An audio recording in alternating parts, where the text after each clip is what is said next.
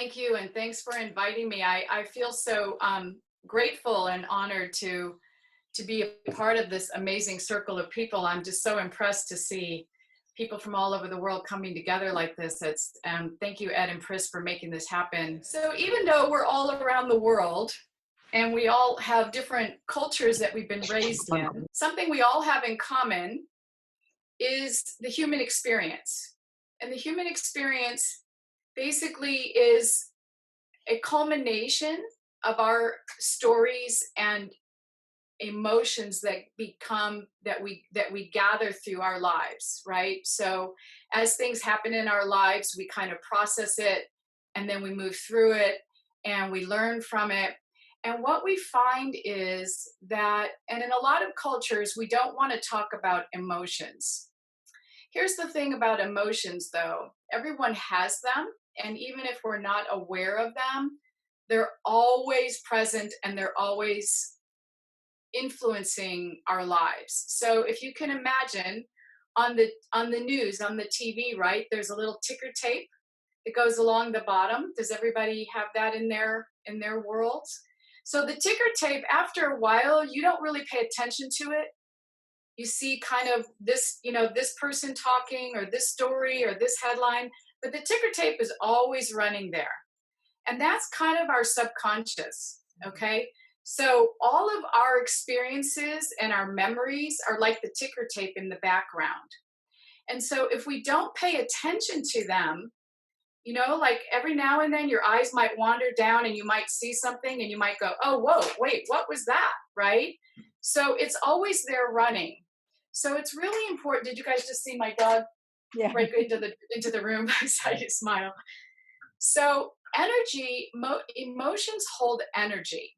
Okay. So that energy is always present in us, whether we recognize it or not. Now, sometimes when we have an emotion, we're aware of it and we can have a reaction, and maybe we have a release and that feels good, or maybe we're not aware of it at all. And so what happens to that reaction is we tend to internalize it. So here's what happens when we're young. We're like every other species, right? It's all about survival.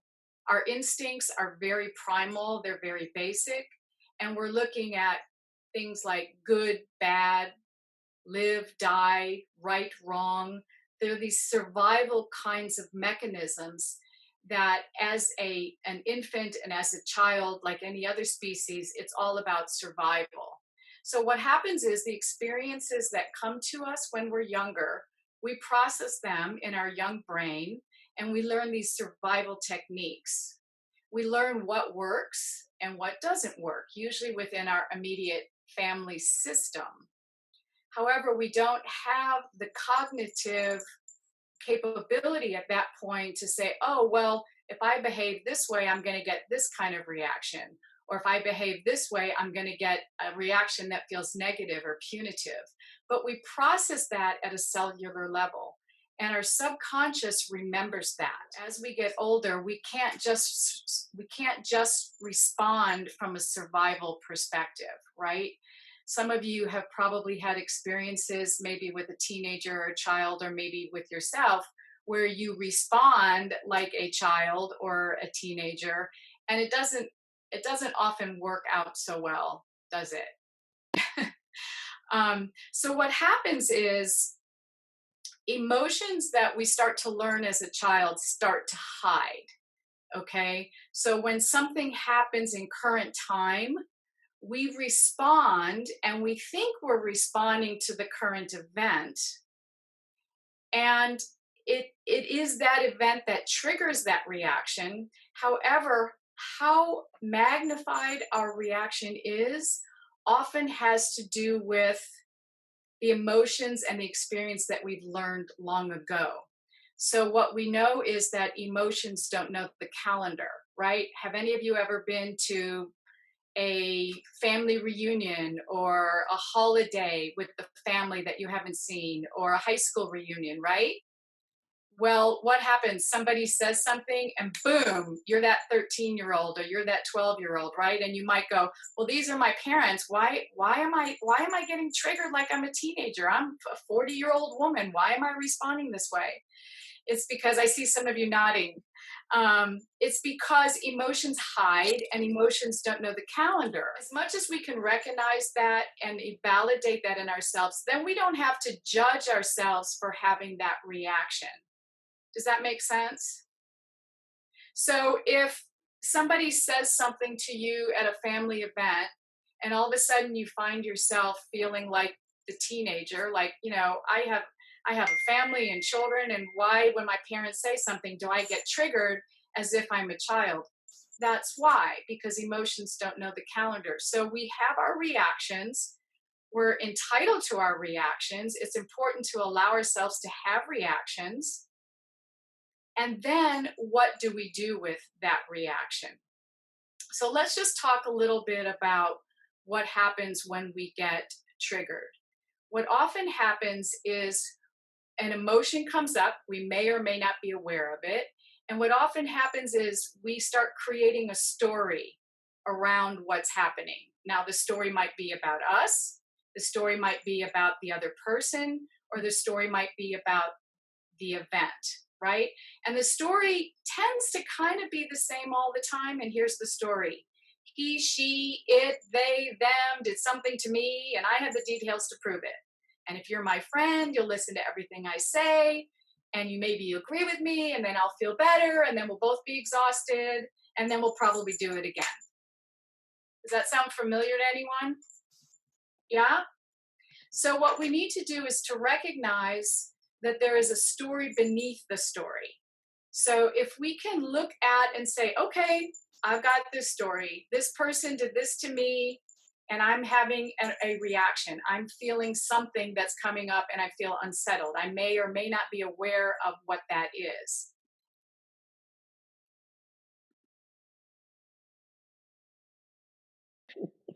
I Okay, so the story understand. beneath the story are the hidden emotions are the hidden emotions that are driving our perception and shaping our reality. So, whether we're aware of it or not, our emotions are always driving our perception and shaping our reality. Now, if emotions tend to hide and emotions don't know the calendar, and they're driving our perception and shaping our reality, then that means we're kind of in autopilot. That means that we're kind of letting things happen to us, predominantly our reactions. So the goal here is to be able to set the story aside. He, she, it, they, them did something to me. Set that aside so that we can look at the deeper emotions that are going on, right? So, what we want to do is we want to try to set the story aside. And a lot of times that can be challenging. So, how do we do that? Well, we can take a breath. We can just stop for a minute and go, okay, I recognize this is a story. Let me try to set it aside and let me try to look at what is the deeper emotion that's going on. Okay, now a lot of times there's an obvious emotion. I'm angry. I'm afraid. With women, oftentimes a common emotion that we recognize is sad. With men, culturally, a common emotion is anger. For women in general, we're not allowed to demonstrate anger, so it's easier to turn it inward and feel sad, because what happens with anger if you don't do anything with it? Just sent it in. Right? It's still there, it's still doing something. It can't be expressed, so we turn it inward and it's sad. For men, not so much. We're not supposed to express sadness as men. We have to be strong, right? But it is acceptable to act out or to say something to someone in a more assertive way, which is not as much acceptable for women. So if we recognize those obvious emotions and we go, okay, that makes sense. to get to what's really going on, we have to go to the hidden emotions, the ones that are not so obvious. So, Ilana, the question I had is, when is it okay to embrace our emotions and share it with the other person or persons versus trying to be objective and hold it back? And maybe if you think that the question needs to be answered a little later in this conversation, that's fine too. But I thought this is a question that got triggered as I heard you.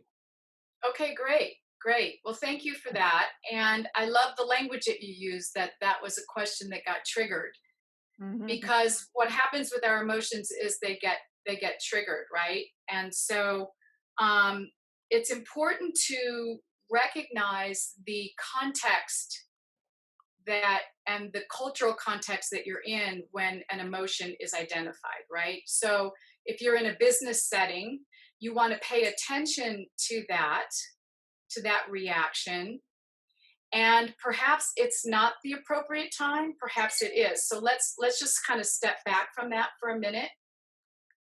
So the reason that we call this emotional martial arts is because the martial arts part of this, which is when you go to a gym or a karate studio, right, and you want to learn how to do martial arts or be a black belt, I want to be a black belt.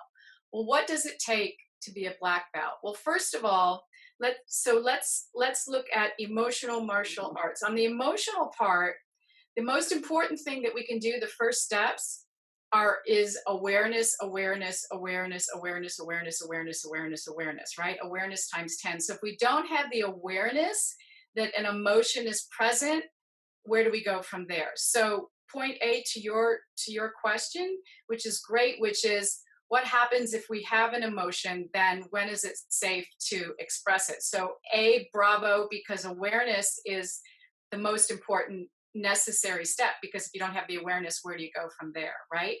The second part is emotion is martial arts, which what how do you become a black belt? It's practice, practice, practice, practice, practice, practice, practice. So what we do when we're by ourselves or when we're in safe environments is we practice having the awareness of an emotion, recognizing it, and validating it so it can be released. Okay, so this is RVR, recognizing, validating, and releasing. So as we do that, that's the practice of recognizing emotion, validating it, and releasing it. So that way, when we get into public settings or if we're in a relationship, we start to cultivate the skills to learn when can we say something and how can we go about saying it in a way that it can be heard, right? So if we come out with very aggressive language, the probability of it being heard probably diminishes it. If it's not the appropriate environment, for instance, if you're in a group and somebody says something that triggers you and you're aware of an emotional reaction, that might not be the best time to address it. However, and also sometimes when we have a reaction, we want to sit with it a bit, right? Because we're entitled to have our reactions, and some of our reactions can be very strong. Where we want to cultivate awareness is not letting that reaction hold us hostage, so that I can say, okay, I am aware of the emotion of fear, right? And so then if I have the tools with the practice, I can say, okay, I recognize that I have fear. I'm going to validate. I'm not going to go, what's wrong with you? What's wrong with you? Why are you afraid? This person can't hurt you. What's your problem? Right? I'm going to validate it. I'm going to go, yeah, I feel afraid. I feel afraid. Okay, that's good. Okay, good awareness. Good awareness, Raul. I feel afraid. Okay, good. That's validating it. And you'll find that with practice, that will release. It's like a pressure valve, just kind of slowly releases it, right? Instead of just having a explosion in that moment. Yeah. And then it's sloppy and it's messy, and then you have to clean it up, right? We each have a committee, which is a child, an adolescent, and an adult. And I think that this will address your question a little bit more, Raul. Sure. Thanks. So when we have a trigger, we move into reaction. You see where it says the 3 committee members in reaction? So in our committee, when we are in reaction, the child, the attributes of the child is the vulnerable, approval seeking child.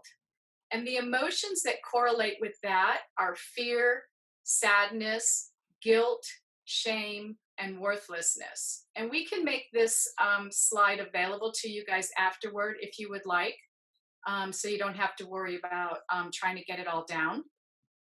Great. In reaction, when we're triggered, the attributes of the adolescent are the angry, rebellious adolescent. And the emotions that are attributed to that are anger, resentment, jealousy, and betrayal. Anger probably being the more obvious of the emotions. If I could go back to the child, the more obvious emotions for the child would be fear and sadness. Those are probably much easier for us to identify than, say, guilt, shame, or worthlessness.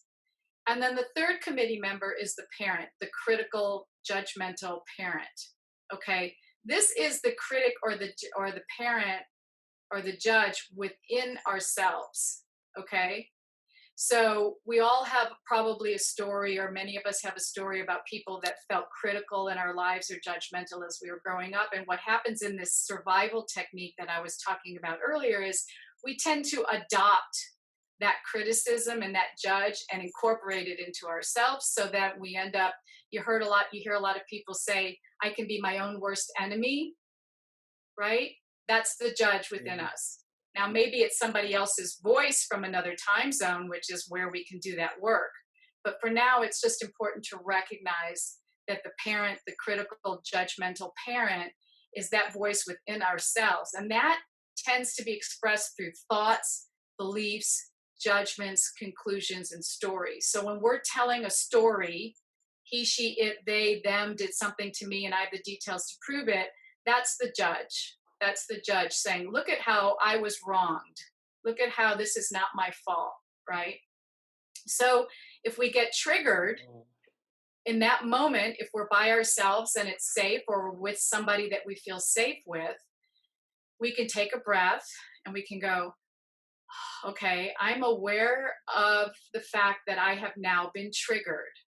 Okay, what am I feeling? What's the awareness of the story beneath the story, the hidden emotions that are currently driving our perception and shaping our reality? So let me give you an example. I have a woman that works for me, and she's worked with me for many, many years. And by the way, she gave me permission to share this story. So when something happens in the office where something wasn't handled correctly or something didn't get done, and I approach her and I ask her what happened, she has, in general, had the habit of getting defensive and angry sometimes, shutting down. And so I will say to her, okay, what's happening right now? And because I know her well, and because we've been able to have these conversations over the years, initially her response was, I don't know, because that's this defense mechanism, right? Like it's not safe to say it. And though she may not recognize that it's not safe to say it, what she has learned from another time zone is that you don't share what you're feeling, which is, oh my God, oh my God, oh my God, I messed up, right? Or am I in trouble, right? So over the years, I've been able to say to her, okay, let's look at this. So immediately if I say, what happened? Why did this not work? Or why did this not get done? She goes to the inner parent. She goes to the critic, right? You failed. You're bad. Okay, so let's set that aside. Let's set that aside and say, who is present in the committee right now that we can look at to recognize what's being present? So for her, it's the child. She has guilt and shame and feelings of worthlessness from being when she was a child, because she always learned in the family system that she wasn't good enough. Her sister was better. Her cousin was better, right? So the parents would say, oh, no, she can't do that. She's no good at that. So she would have these feelings of worthlessness. But as a child, or even as an adult, we don't walk around going, "Oh, I feel worthless. I feel worthless. I'm no good." In general, that's not an emotion that allows us to really function in a strong way in the world. So we tend to suppress that. So, what does show up in the moment for her? Resentment, anger, feelings of betrayal. You, my boss, are criticizing me, betrayal, resentment, right? So we look at this. I just say, can you please tell me why this didn't get done or why this wasn't done properly? She shuts down, she gets defensive, she acts out. Now, I recognize that there's the committee going on, so I can say, okay, let's just take a breath. What's really going on here, right? And so, does this make sense? Yeah. Are you guys relating? Are able to relate to this? I think it's making, for me, it makes really good sense. And by the way, if you want to unmute and chime in, you're welcome to unmute. I just muted everybody just for the convenience of it, but anyone can click on their microphone and unmute. But for me, I've been having this sense of, well, first of all, I've been in the house since March 5th because I went through a medical treatment that kept me in the house even before any of this started. And one of the things that I found is that I started to feel very lonely, and I was having difficulty understanding that. But now, as you're going through this, one of the things I'm realizing is that it really tapped into my sense of worthlessness, that sense of nobody wants me on their team. Nobody wants to, even though I know that it's not that everyone is in, um, but that sense of that feeling of loneliness, and I've been reading a lot about that people are feeling that. And so then, of course, my adolescent kicks in and goes, well, the hell with that. I'll just go out and see everybody, you know. And then my judgmental parent kicks in and says, wait a minute, why is everybody out there having fun when they should be in? So I'm just, that's just like what I've been experiencing. Is that, you know, does that go along with this, or does that fit with this, Elana? Yeah, Addie, that's a great sharing. If you look at what's happening right now with the COVID-19 and everyone having to be inside, why is it that some people have a lot of anxiety and are very anxious? Why is it that some people are like, okay, this is inconvenient, but I've got it? Why is it that like these things are okay, but then something else happens? And these are all the hidden layers of what's being triggered, right? And so the judgment of like, well, why do I have to stay inside when everybody else, is getting to play? And then the angry, rebellious adolescent, having resentment and jealousy about it. This is an opportunity. So, yes, first of all, let's recognize and validate that we are in a unique situation for sure. So it's not to push that away or to minimize that in any way. Recognize, and yes, this is can be feel scary, this can feel frustrating, it can feel lonely. Recognize and validate those emotions. Those that feel like they're even bigger than the rest of the emotions, like then that's when we want to say, okay, let me put the story aside, the story that there's this virus going on in the world and we're all kind of don't have any control, which feels very scary for all of us. Put that story aside. Since everyone's in the same place, let me look at what deeper emotions are coming forward for me so I have an opportunity to learn from this. So for Ed, thank you for sharing that, being vulnerable. And that's part of the child, is to be willing to be vulnerable, and we can have healthy vulnerability and we can have reactive vulnerability. So in doing that, you can say, well, I'm feeling like, wow, like maybe it's just me that feels more alienated than everyone else. Why am I feeling that way? And so you sit with that emotion and you go, okay, what am I feeling? I'm feeling sad. Okay, I feel sad. And then you kind of sit with that and you say, when have I felt this way before? And when you practice recognizing and validating the emotions, more gets revealed. And so for Ed, because I know you've been doing this work for a while, you recognize the feelings of worthlessness, which is like, gosh, maybe I don't have as much to offer as other people, or maybe I'm feeling more alone and isolated. And the more that you do this work, you can recognize that that has come from another time zone, right?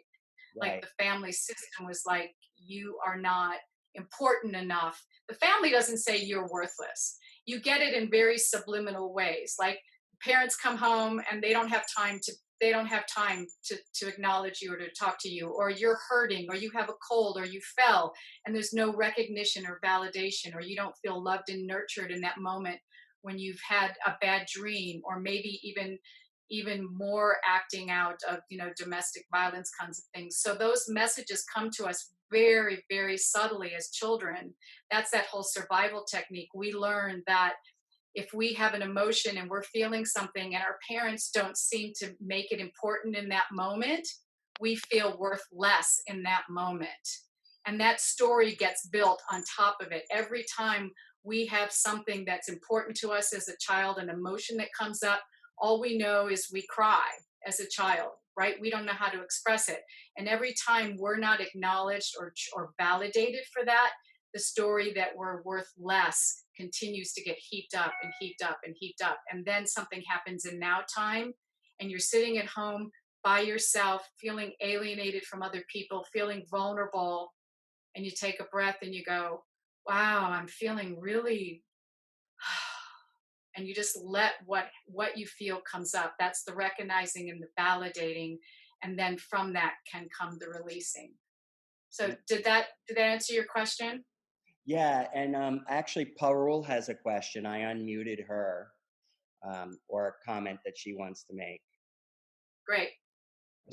Yeah, so I was just saying that this is something related to story beneath the story which you were talking about, Ilana. So during this COVID-19, I can see everybody reacting in a similar manner, but there are people reacting in a very different manner. So, for example, I come across youngsters who are not bothered about it at all, saying that it won't affect them. They're young, they have good immune system, and why the hell we are even sitting at our homes? There Mhm. are people. So I today morning only I was wondering that at least it has given us pollution free environment. I could see birds. I could hear birds, and so it's like a clear sky. So that's the positive thing about it. So I- just resonating with the thought that our stories are of course dependent on something, some of our experiences or stories beneath our stories. Yes, excellent. Yes. And the emotions drive our perception and shape our reality. So if we have an awareness of an emotion that is present and we recognize it and validate it, that perception can change, right? So our reality then changes. And some of the people that are out there today, especially we read about a lot of the younger ones that are hitting the beaches and seeing this as like a vacation. I mean, Mm-hmm. what that reminds me of is this middle box, Ilana, the rebellious. Nobody's going to tell me I have to stay home. You know, Yes. if I've got time off from work or school, I'm going to have a party. That's right. That's right. And usually what happens is there's the judge and the critic tends to be kind of is usually in the driver's seat most of the time, and then usually it's either the child or the adolescent that's more prominent, and then the other one is kind of in the trunk with duct tape on, kind of gagged and tied. So in this case, those kids they have these stories and beliefs, right, that uh, they can't be hurt. What's the word? I'm blanking on the word. That they're all powerful and nothing can hurt them. And their angry, rebellious adolescent is resentful that they're being told that they can't do something that they want to do, right? Right. And And then the so, adults who are becoming parents and giving examples of how that's backfiring.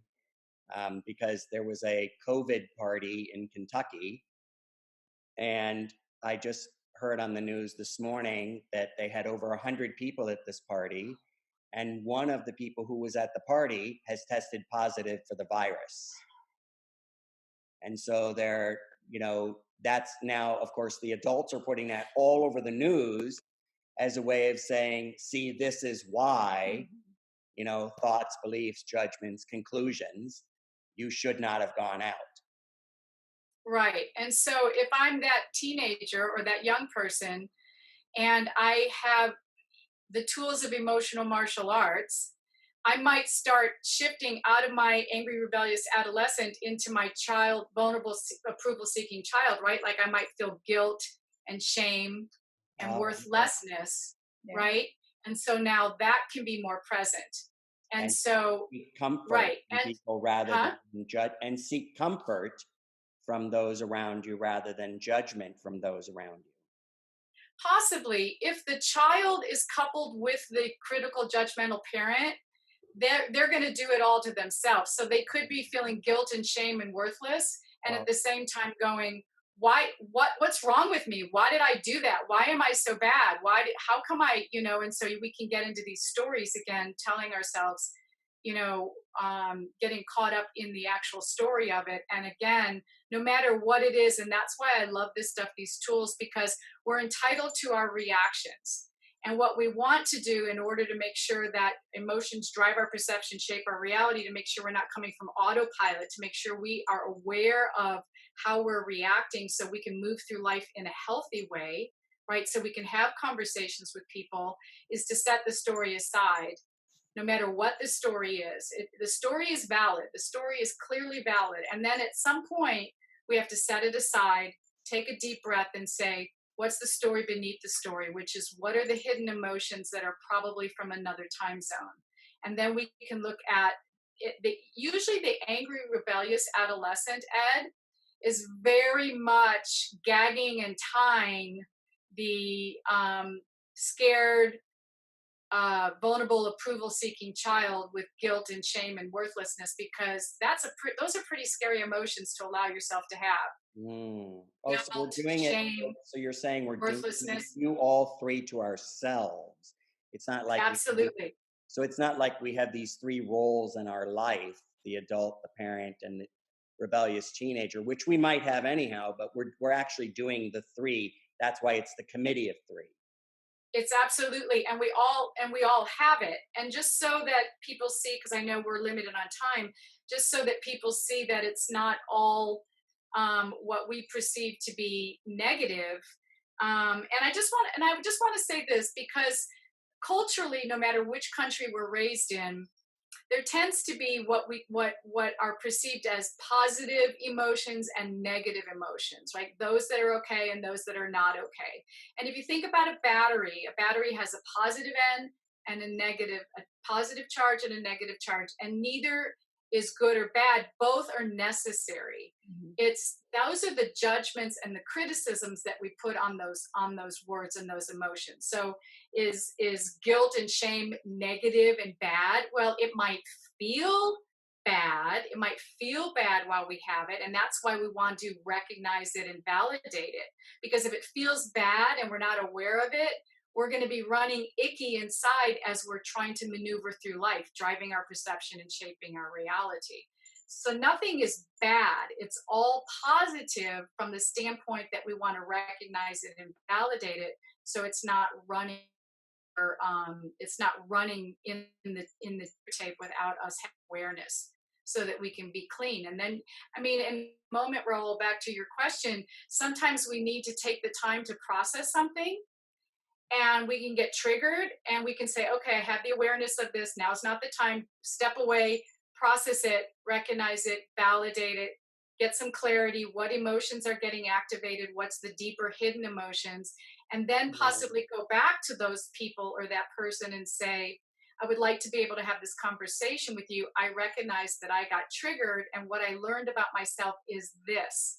Because it's really not about what the other person does. It's really about how you're receiving it, and you're receiving it based on the hidden emotions that are driving your perception and shaping your reality of this sadness or anger or guilt. Does that make sense?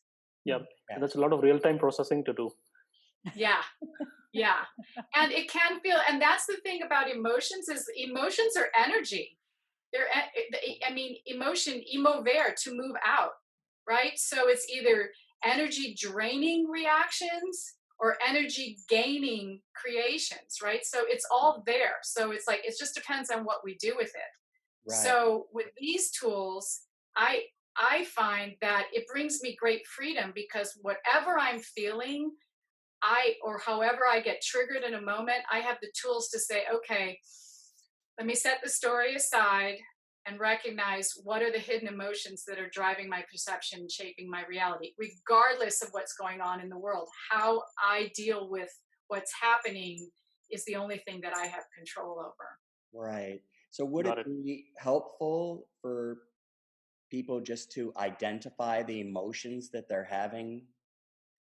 You know, does it help when you just declare it? Like, for example, I was just thinking, you know, we're running out of time. I'm going to give everyone the link to the meditation because we uploaded it just in case the internet slowed down. Um, but I was just thinking maybe it would be nice to end our session today with whoever wants to share what it is they're feeling with everything that's happening, to maybe name that emotion. Would that be a useful thing to do, Elana? It depends on, if it depends on each person and if they feel comfortable Okay. sharing it, because people, this, it might be brand new, like they may not have been aware that this was going on in their, in their hidden story, the story Right. beneath the story, and so they might feel a little vulnerable. But certainly, it's good to declare it either by yourself or in a journal or with somebody that you feel safe with, and process. Again, remember, recognize, validate, release, RVR, and it's an ongoing process. So we say recognizing, validating, and releasing. So it's awareness, awareness, awareness, practice, practice, practice. So yes, it's great to declare it, and I'm happy and honored to hold this space if people want to share that. And maybe there's an opportunity to, since it sounds like you're going to give people the meditation to do Yeah. offline, since we've kind of used up the whole time, and then Yes. maybe journal about that. And then next week in the regroup, we can just kind of go through and see if anybody wants to share or is stuck on a tool that maybe I could help support Okay. moving Yeah. So we forward. could open next week with people talking about their experience with this, their journaling, and anything that they'd want to share. Yeah, Khadija, you're actually, open. I'd like to share something. So, Ilana, when you mentioned, when you talked about, recognize, validate, and release, the first thought that came to my mind right at the start of the conversation was, recently my daughter and I have been fighting quite a lot. I have a 20-year-old, and so every time, we fight, it's almost like I am tempted to react in a certain manner, but then I hold on to my horses, and then I sort of, what's the second word, validate it and then release. Obviously I do release it, but then it takes me a while to gather my thoughts, or to just hold on to that emotion, validate it and release it. It does take a toll on me, but it happens. I mean, especially when there's a fight with my daughter or son, I see that happening in my head, that recognizing, validation and release, it actually happens very quickly. Yeah, good for So you. yeah. Yeah, and thank you for sharing that. And go And ahead. there are Were you done? several, yeah, and I also wanted to share that there are several times during those arguments with my children that i I don't do the validation, or the, you know I don't do the validation, and when I release it, I regret it later on. I regret reacting in a certain way. I regret reacting like a, in a very, either arrogant, or, and then I get it back from the children very promptly. So I think I've really learned something here. I'm probably not able to articulate it properly, but I see what you're saying, and I think it's a very deep, session. We will definitely need more time on this, maybe another session, Yeah. if possible. But I think this has been really amazing. Yeah, it's a good learning That. for me. Thank you, Ed. Do I have time to just respond to that briefly? Absolutely. Okay, thank you so much for sharing this, because this is where it gets really, the opportunity for healing is just so phenomenal. Great awareness and practice. And here's how you can take it even deeper. When it's over and you have time to reflect on it and you can be in your own quiet space, look at your own personal reaction in the moment. So I hear you saying, you know, you're recognizing and you're maybe not validating their feelings and that kind of thing. Then when it's over, go into your own space and recognize the emotion that comes up for you. My guess is that either the child in the committee is getting activated, or maybe the angry rebellious adolescent, and look at where that comes up for you, separate from your interaction with your children, but more about what you are actually feeling in that moment, those feelings that are buried beneath the story of the argument. Because when you identify, let's say it's your angry rebellious, well, I don't want to put it on you because I want to keep it open for you to explore that. Whatever you discover, you're going to be able to, if you sit with that emotion and that feeling, you're going to be able to trace it back. When has that happened before another time zone? And I'm guessing you're going to find that in your family system somewhere that started. And that's where that emotion started to get developed and where the tools of surviving that came. So that's how you interact with your children, is what you've learned.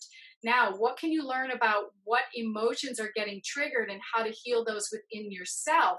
Because when you do that work, your reaction and or response to your children has the potential to shift.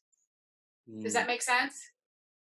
So I think we definitely next week, I think everyone, if you journal your feelings over the next week, we'll check in. We'll spend the first 15 minutes next week before Mackenzie starts on the herbs, checking in. And then if people want to, send me an email. I'll put my email in here.